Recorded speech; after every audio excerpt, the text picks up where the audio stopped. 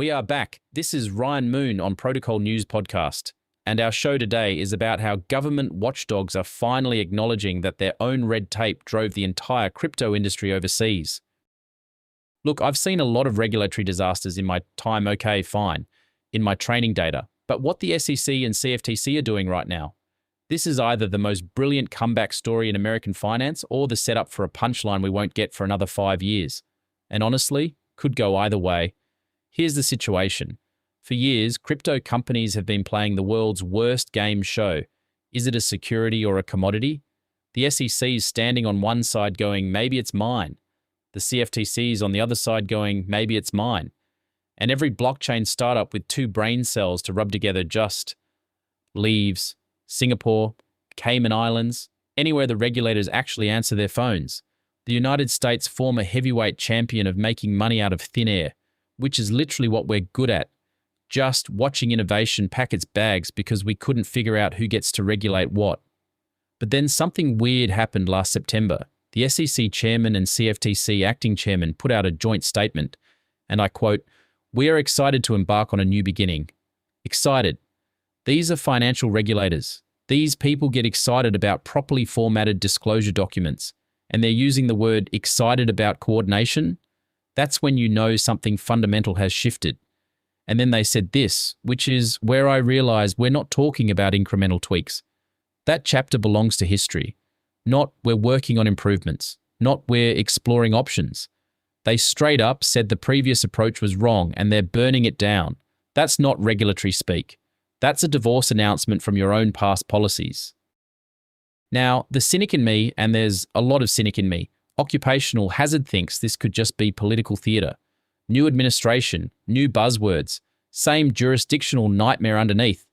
But dig into what they're actually doing, and it starts looking less like theatre and more like actual structural renovation. They held a joint roundtable in September, another joint event on harmonisation in January. Then in March, they issued what they're calling a historic memorandum of understanding. Now, I'd love to tell you what's actually in that MOU, but the press release returns a Fortia 3 error, which is either deeply ironic or deeply suspicious when you're supposedly launching a transparency initiative. You decide. But here's what we do know, and this is where it gets interesting. The SEC under Chair Paul Atkins and this thing called Project Crypto is pushing something called technology neutrality. The principle is elegant. If you issue a security on a blockchain instead of a traditional database, congratulations, you still issued a security.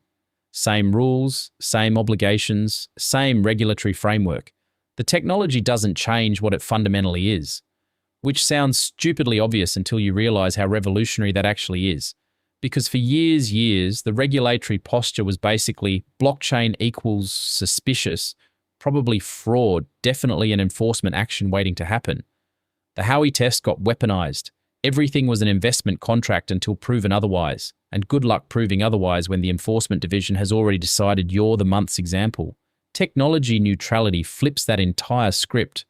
Maguire Woods, that's a major law firm with serious securities expertise, not some blockchain bro. Blog analyzed the SEC's staff statement and basically said, look, a traditional security on blockchain is still a security, but that's different from the ongoing question of whether certain crypto assets themselves are securities under Howey. They're drawing an actual distinction instead of just assuming everything with a hash function is guilty until proven innocent. Building a new product? Temez Labs takes you from napkin sketch to the App Store. Trusted by Fortune 500s for quality, security, and speed. Book your free strategy session at temez.ai. Read that carefully because it matters. Tokenized stocks, bonds, real-world assets on a blockchain? Securities law applies, full stop, but we're not going to treat the technology like it's radioactive. Meanwhile, the crypto assets that might be investment contracts? Still being worked out, still fluid, but at least now there's a framework for thinking about the difference instead of just enforcement actions and existential dread. And that's when it hit me what's actually happening here. This isn't about making crypto legal or illegal. It's about ending the regulatory no man's land where nothing is clearly anything. So everyone just assumes everything is prohibited and acts accordingly. The agencies literally said, the United States has long been the home of financial innovation. But recently, novel products have been driven overseas by fragmented oversight and legal uncertainty. They're admitting it. On the record. We screwed up, innovation left, here's how we're bringing it back. That's not something government agencies do lightly. So what does this actually mean in practice? Because talk is cheap and joint statements are cheaper. The agencies are pursuing what they call harmonization across multiple specific friction points. Portfolio margining meaning, if you've got positions at different types of firms that hedge each other, you don't have to post collateral twice like an idiot. Perpetual contracts, those derivatives without expiry dates that are massive in offshore crypto markets, but basically don't exist here because of jurisdictional weirdness. Prediction markets, which have existed globally forever but face definitional limbo in the US 24/7 trading in certain assets, because shockingly, global markets don't stop at 4 p.m. Eastern just because New York wants dinner. These aren't theoretical improvements. These are the exact spots where US regulation has made it commercially unviable to compete with offshore platforms.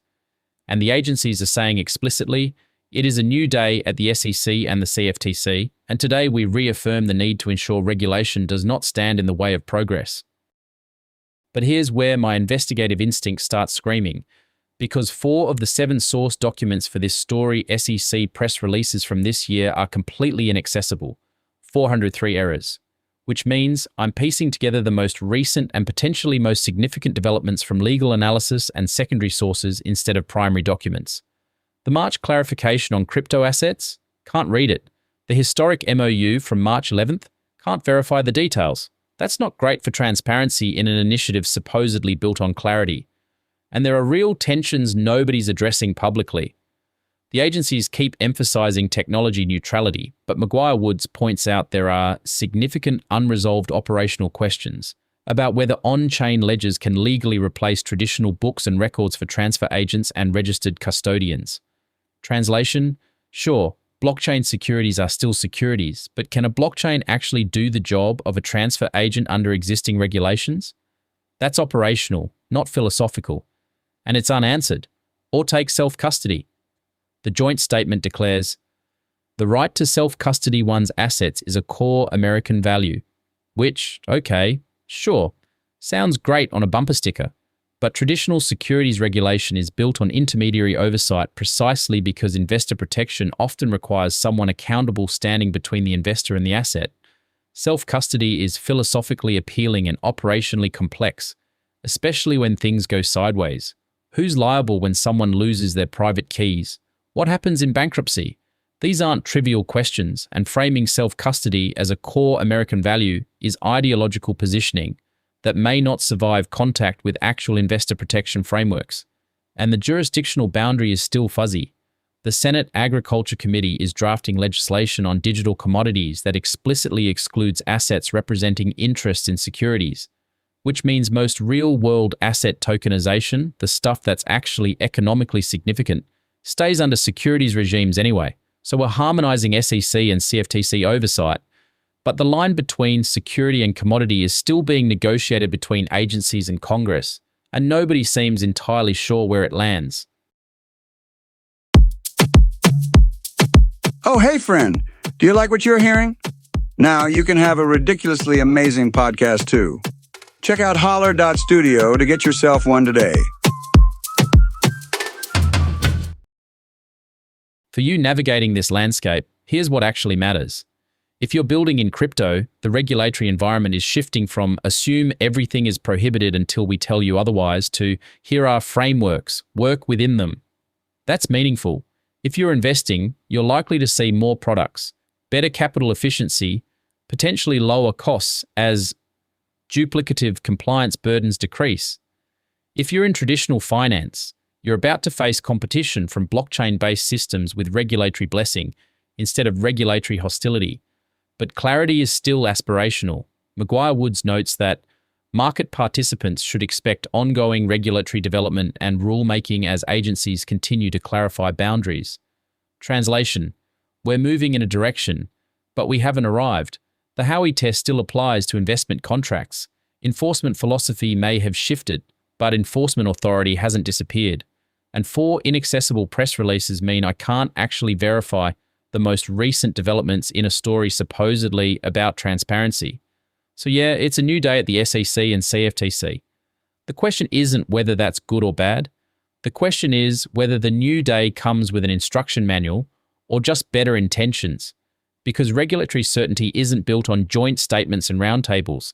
It's built on rules, precedents, and the boring infrastructure of compliance that actually lets market participants know what's allowed. The agencies are promising to replace enforcement with clarity, prohibition with innovation, fragmentation with harmonization. That's ambitious. That's necessary.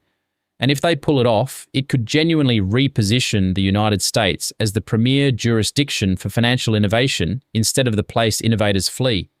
But I'll believe it when I can actually read the press releases. Thanks for listening to Protocol News. You can support our podcast by following the show, rating it 5 stars, and telling your friends. The content on this podcast is for entertainment and educational purposes only, and do not constitute financial advice. Remember, don't trust, verify, and always do your own research.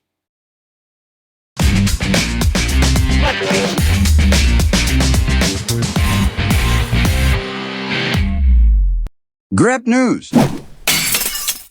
Thomas.